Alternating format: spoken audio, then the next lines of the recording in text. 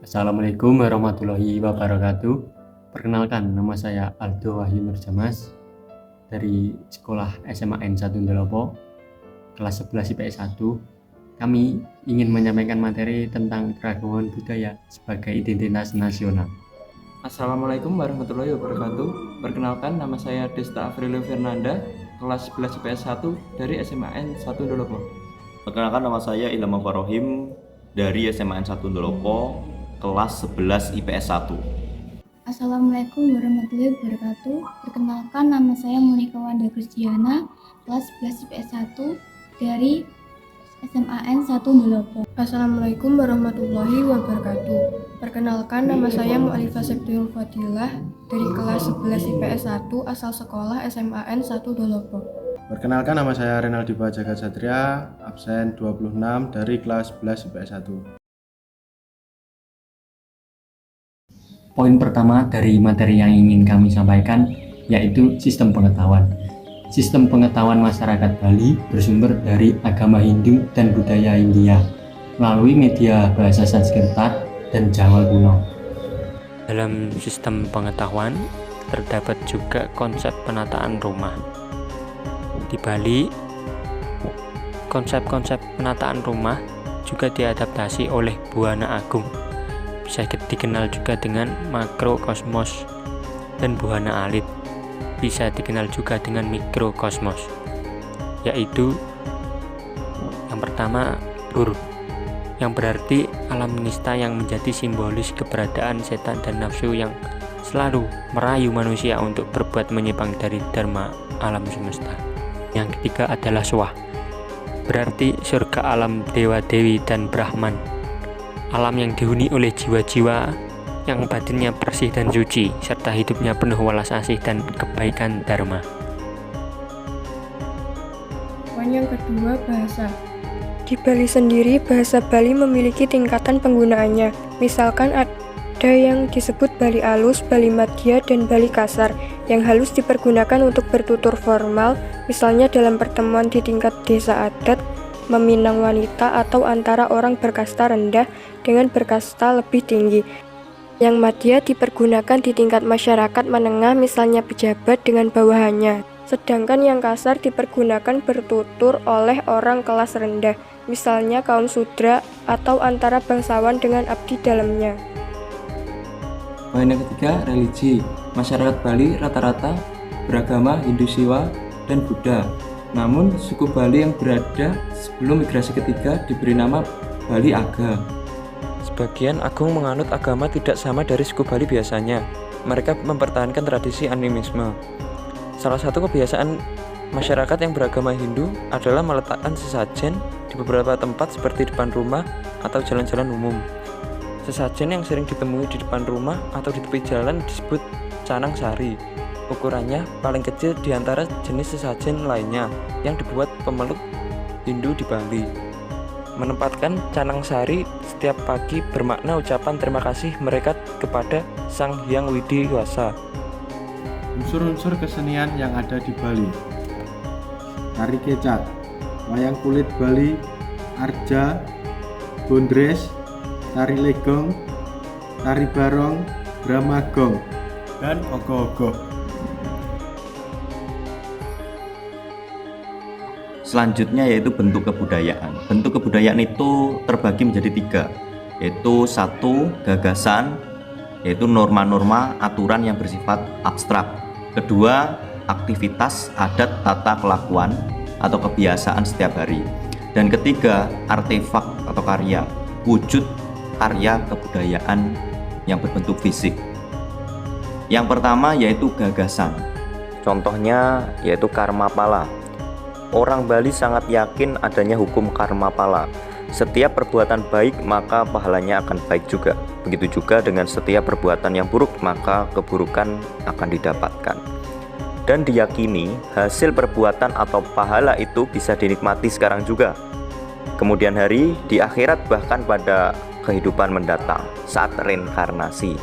Itu sebabnya tidak semua bernasib baik pada kehidupan ini, karena diyakini karena hasil dari buah perbuatan pada kehidupan sebelumnya.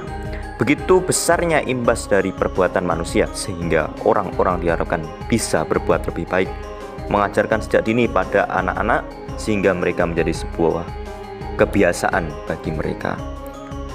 Contoh bentuk kebudayaan di aktivitas adat tata kelakuan antara lain ritual Mesaiban atau ngejot. Ini adalah ritual kecil yang dilakukan pada pagi hari dengan cara menyuguhkan makanan yang dimasak di sangah atau pura kecil sebagai wujud terima kasih atas karunia yang maha kuasa. Bentuk kebudayaan selanjutnya yaitu artefak. Contoh artefak antara lain patung dewa-dewa, dupa, pura, dan kain poleng. Letak geografis Bali. Yang pertama, bagian laut. Di batas timur terdapat Selat Lombok, batas barat Selat Bali, batas utara Laut Bali, batas selatan Samudra Hindia. Yang kedua, batas-batas di daratan. Batas timur daratan terdapat Provinsi Nusa Tenggara Barat, batas barat Provinsi Jawa Timur, batas utara Pulau Kalimantan. Luas Pulau Bali terdapat 5.000 km persegi dan memiliki satu provinsi saja. Posisi wilayah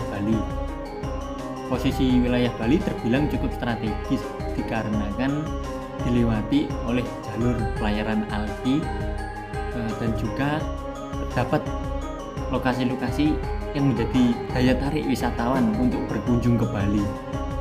Hal tersebut menjadikan Bali menjadi pendapatan devisa negara paling banyak di Indonesia, dikarenakan banyaknya tempat-tempat wisata yang bisa dijadikan pendapatan negara, khususnya tempat-tempat wilayah seperti Pantai Kuta maupun Pantai Pandawa.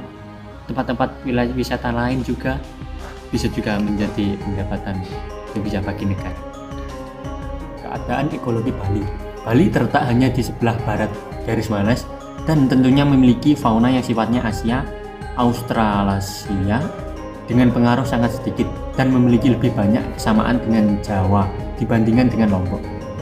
Pengecualian adalah kuning kecil jambul kakatua, anggota dari keluarga terutama Australasia. Ada sekitar 280 spesies burung termasuk jalak Bali terancam punah yang endemik. Lainnya sertakan walet barn, black net orel, black racket tail, elang ular elang, crested tree-fish, dollar bird, Java sparrow, bangau, panjang ekor shrike, milky star, Pacific wallet, red trumpet wallet, scarlet kingfisher, sea eagle, white swallow, savannah niger, Benue bell, kingfisher, yellow finch, bulbul, white heron, great egret. Amalgamasi adalah suatu proses perkawinan antara etnik atau ras yang berbeda. Terdapat banyak hal positif yang akan didapat dengan adanya amalgamasi ini. Salah satunya adalah mampu meminimalisasi resiko pertikaian di antara dua etnis atau ras yang berada pada satu wilayah. Contohnya perkawinan campuran antara orang-orang di Jawa dan Bali.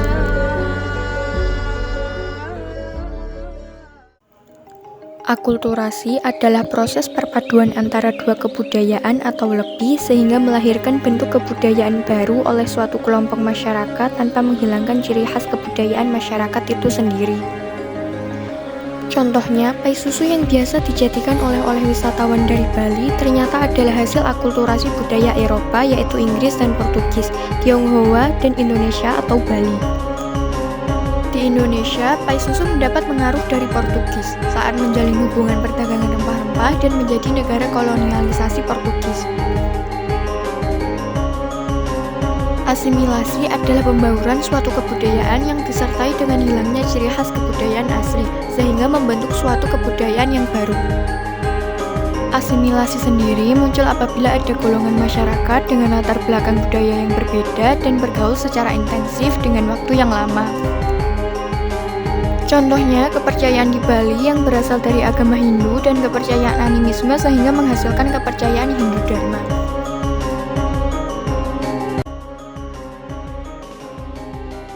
walaupun sama-sama tinggal di Pulau Bali,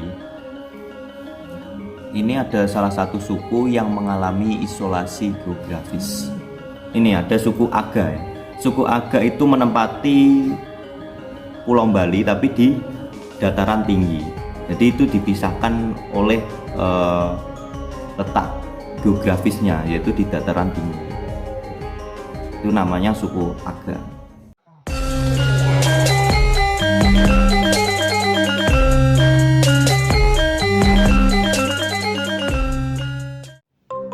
Kabupaten Gianyar. Gianyar berbatasan dengan kota Denpasar di barat daya, Kabupaten Badung di barat, Kabupaten Bangli di timur, dan Kabupaten Klungkung di tenggara. Menjadi kota kerajinan dunia pertama di Indonesia karena memiliki industri kerajinan terpanjang sedunia. World Craft Council berdiri dan pertama kali memberikan predikat kota kerajinan dunia kepada sebuah daerah itu sejak tahun 2012. Kabupaten Gianyar menerima predikat dan penghargaan kota kerajinan dunia meliputi semua kerajinan, mulai dari produk kerajinan perak, tenun, batik, ukiran kayu, anyaman bambu, hingga aksesoris peragaan busana. Jadi, Kabupaten Gianyar merupakan yang pertama kali menerima penghargaan kota kerajinan dunia di Indonesia. Kawasan ini terkenal dengan beberapa objek wisatanya seperti kawasan wisata Gua Gajah, Kawi, Food Royal Palace, dan lain-lain. Hingga pasar kesenian yang berada di beberapa wilayah seperti Pasar Seni Sukawan.